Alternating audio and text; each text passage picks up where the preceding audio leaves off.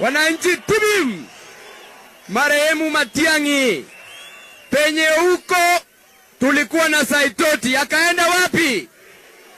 Penye huko kulikuwa na Nkaiseri, akaenda wapi? Penye huko tulikuwa na nani? Michuki, akaenda wapi? Sasa wewe ni nani? Wewe ni mikebe ya Blue Band. Wananchi timim. Wananchi ria. Jambo la pili, ningependa kuomba rais wetu Raila Amolo Odinga. Mimi naomba akitengeneza serikali above the law. 2 weeks ago, MP Junet Mohamed na ule mwingine anaitwa Babu Owino wakizungumza kule Kibra, walisema wataenda kuchoma nyumba ya deputy president. Tukizungumza wa leo, hawajawahi kushikwa, hawajawahi kuambiwa chochote.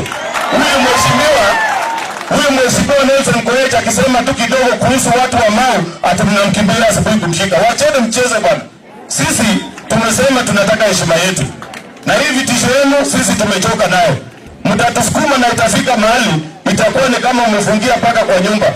Utaichapa lakini ikipenduka hata wewe utajua cha mtema kuni. Na msituambie maneno mingi.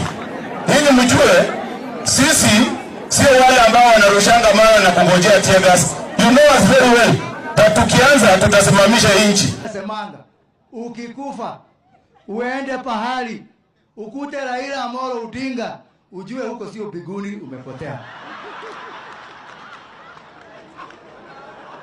Na hata wale wanafunzi saa hii ambao wanafanya mtihani, ukiuliza katika mtihani, na hii sio leakage, Matiang'i amemaliza hiyo maneno ya leakage. Hii sio leakage, ni ukweli. Uulizwe yule mtu mbaya zaidi duniani, yule mtu muovu duniani, yule mtu mfedhuli zaidi duniani ni nani? Ukiandika Raila Amolo Odinga umepita.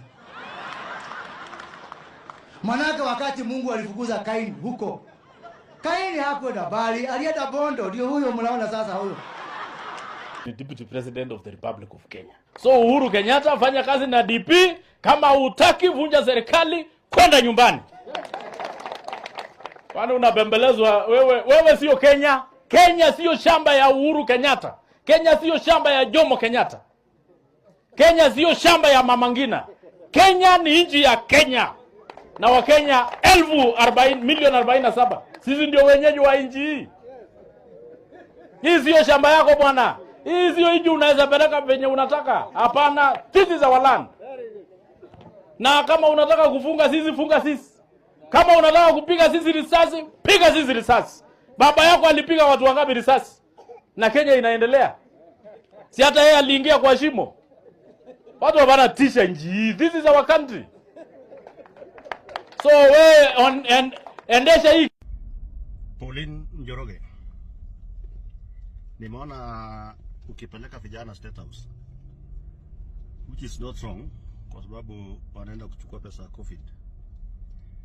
But wewe unajua vizuri sana ukienda kupea vijana 8,000 lakini waende wachukue, sikatai.